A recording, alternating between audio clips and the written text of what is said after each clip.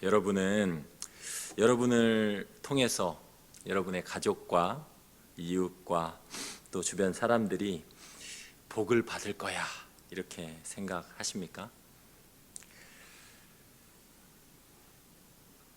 저는 이런 생각을 좀 많이 하는 것 같아요. 제 꼴을 보면서 가족과 친척과 이웃과 직장 동료들이 과연 은혜를 받을까? 참 의문이 될 때가 많습니다. 제가 존경하는 저희 신학교의 총장님이셨던 우리 박윤선 박사님이 책을 제목을 어떻게 지으셨냐면 이렇게 지으셨어요. 네 꼴을 보고 은혜를 받겠느냐. 신학생들에게 하는 말씀이죠. 네 꼴을 보고 은혜를 받겠느냐. 저는 그런 생각이 참 많이 들어요. 삶에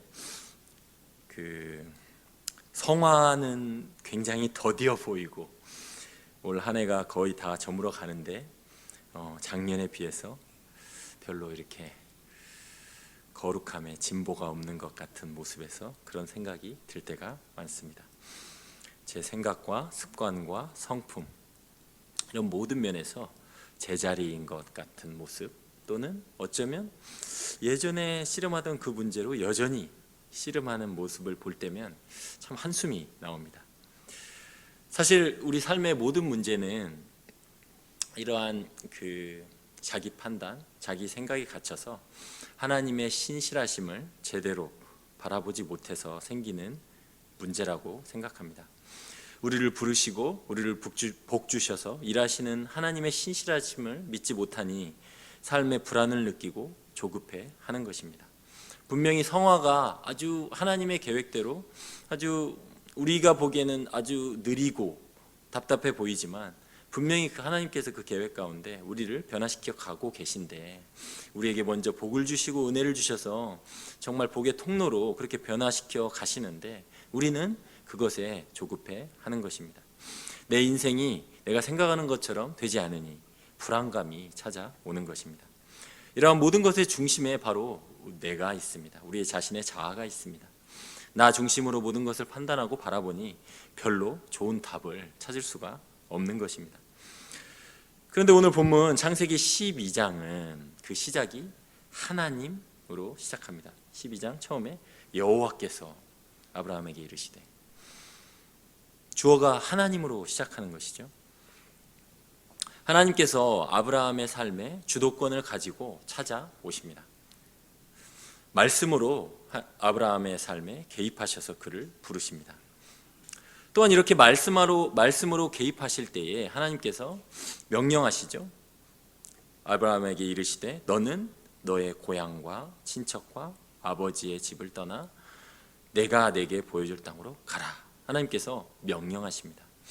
근데 단순히 명령만 주시는 것이 아니라 그 다음 말씀에 보니까 하나님께서 명령과 함께 약속도 주십니다. 2절 말씀에 내가 너로 큰 민족을 이루고 내게 복을 주어 네 이름을 창대하게 하리니 너는 복이 될지라. 단순히 이렇게 하라, 너의 아버지 집을 고향과 아버지의 집을 떠나라 라고 명령만 하시는 것이 아니라 그 이후에 약속을 또한 함께 주신다는 것입니다. 하나님께서는 이렇게 일하십니다. 우리에게 명령하시고 그냥 그 명령대로 순종하실 것을 요구하는 것만 우리에게 말씀하시는 것이 아니라 그 명령과 함께 약속을 같이 주십니다. 그리고 그렇게 아브라함에게 이렇게 그 약속을 말씀하시는 것이죠. 내가 너로 큰 민족을 이룰 것인데 내가 너에게 먼저 복을 주겠다. 그리고 네 이름을 창대하게 하겠다. 그렇게 해서 네가 복이 되게 하겠다. 복의 통로로 사용하겠다. 복의 근원이 되게 하겠다. 하나님께서는 이러한 방식으로 일하십니다. 우리에게 먼저 복을 주시고 축복의 통로로 복의 근원으로 사용하신다는 것입니다. 이 말씀을 보면서 제 인생을 돌아보니 참으로 그렇다는 생각이 들었습니다. 저는 중국에서 13년을 살게 되었는데 사실 돌아보니 그 주된 이유가 한국 사회에 적응을 못했기 때문에 중국에 가게 되었습니다. 만약에 제가 한국에서 그 적응 잘하고 잘 살았다면 굳이 배낭 메고 중국에 가지 않았겠죠. 그렇잖아요. 돌아보니 그렇더라고요.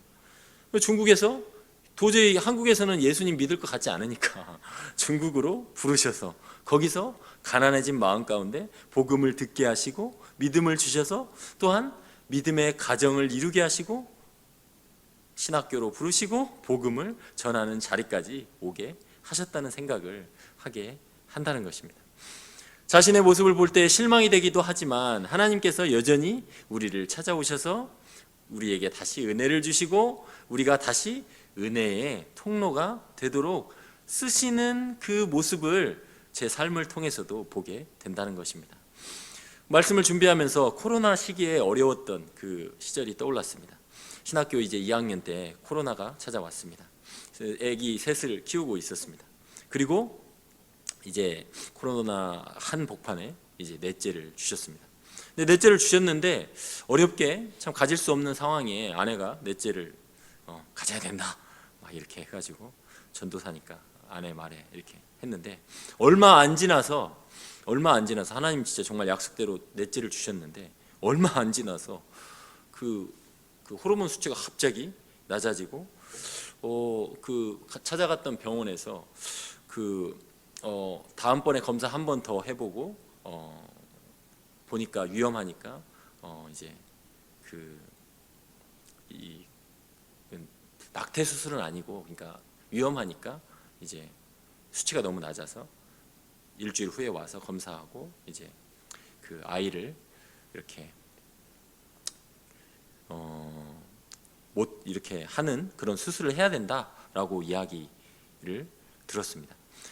근데 사실 그 코로나 시기에 애들 이렇게 집에서 계속 보면서 제대로 나가지도 못하고 애들 뭐 어린이집도 못 가고 계속 그리고 인터넷으로 수업은 들으면서 계속 집에서 그 뱅뱅 도는 생활 가운데 기도 생활도 잘 안 되고 새벽 기도도 마음대로 갈 수도 없고 하여튼 그 막 굉장히 영적으로 침체된 상황 가운데 그 소식을 들었는데 막상 처음에 기도도 잘 안 되더라고요.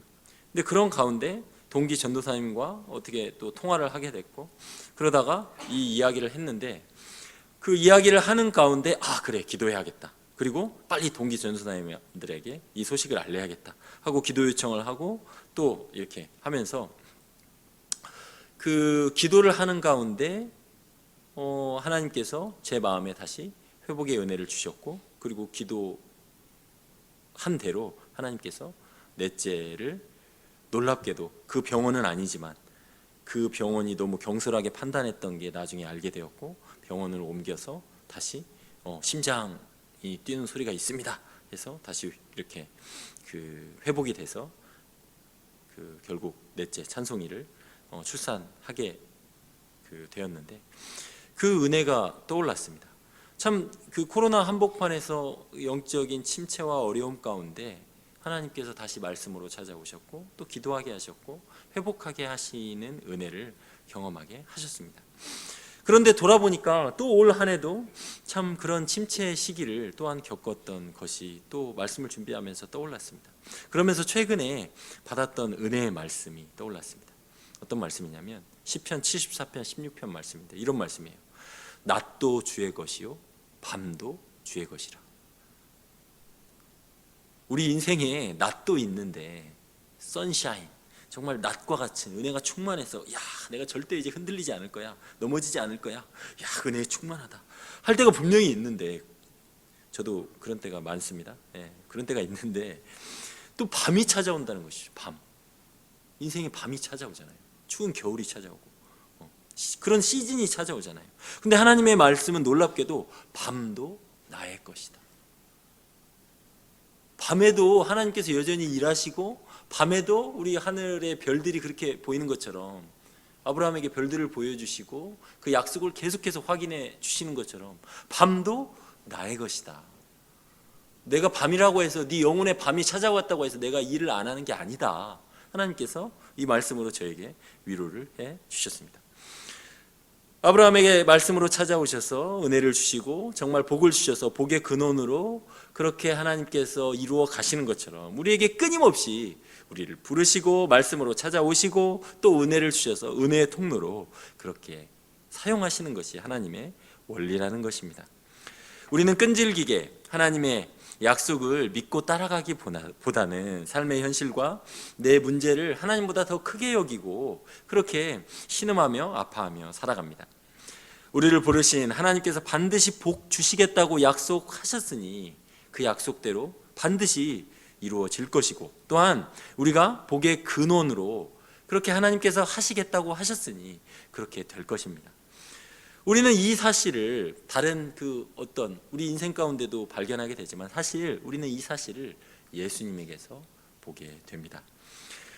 예수님께서는 아브라함처럼 아버지의 집을 떠나라는 명령에 기꺼이 하늘 보좌를 버리시고 하늘 아버지의 집을 떠나서 하나님의 말씀을 따라 이 땅에 오셨습니다.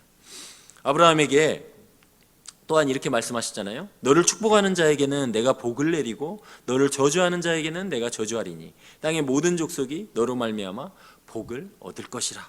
그렇게 아브라함에게 말씀하셨는데 정말 이 말씀대로 예수님으로 말미암아 모든 족속이 복을 얻게 하셨습니다. 또한 너를 축복하는 자에게는 내가 복을 내리고 너를 저주하는 자에게는 내가 저주하리니, 정말 아브라함을 축복하는 자를 하나님께서 복을 주시고 아브라함에게 저주하는 자에게 하나님께서 저주하셨는데, 그렇게 하셨는데 정말 이 말씀이 예수님 안에서 그대로 이루어졌습니다. 고린도전서 16장 21절에 이렇게 말하죠. 만일 누구든지 주를 사랑하지 아니하면 저주를 받을지어다. 시편 2편에도 그 아들에게 입맞추라. 그리하면 네가 길에서 망하리니. 정말 예수님을 저주하는 자는 저주를 받게 하시고 예수님을 축복하는 자는 축복을 받도록 하나님께서 아브라함을 부르시고 아브라함에게 약속하신 그 모든 약속이 예수님에게 이루어졌다는 것입니다. 신실하신 하나님께서 예수님을 이와 같이 보내실 것을 미리 아시고 믿음의 조상 아브라함에게 아버지의 집을 떠나는 위험을 감수하며 하나님 말씀에 따라가는 본을 보이게 하셨다는 것입니다.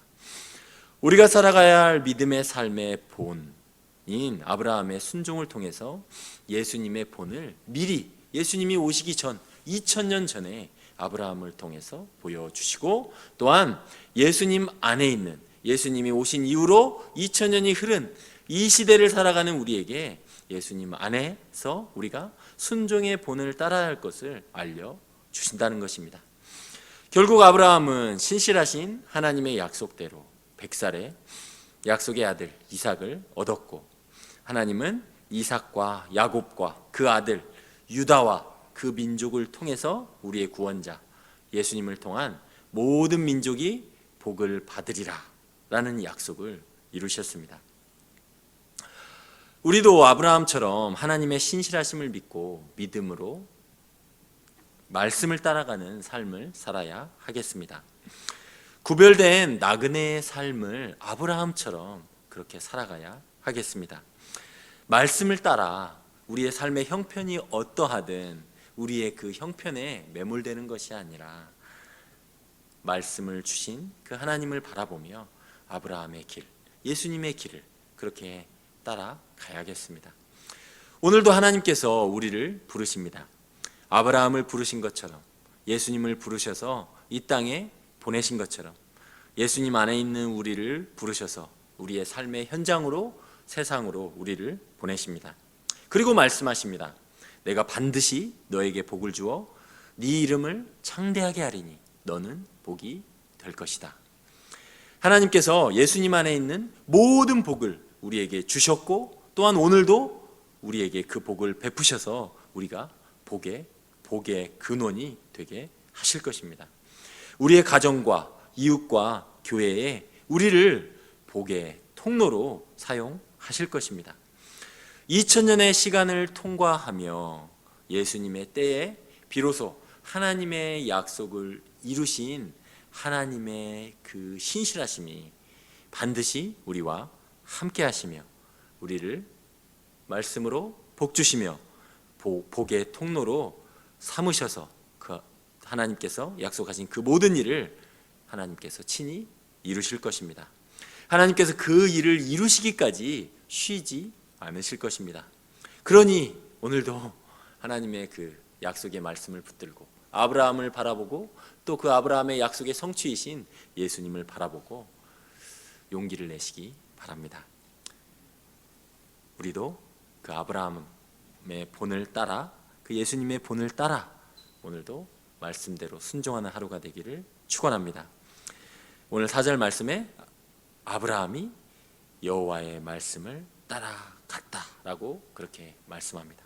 하나님의 말씀, 하나님의 그 부르심에 순종하여 그 약속의 말씀을 붙들고 아브라함이 하나님의 말씀을 따라 살아갔던 것처럼 그 말도 안 되는 100세의 나이에 그 말도 안 되는 상황 가운데 그 아버지의 집을 떠났던 것처럼 우리도 말씀을 따라 순종하며 아브라함의 본을 따라가는 복된 하루가 되기를 주님의 이름으로 축원합니다. 기도하겠습니다.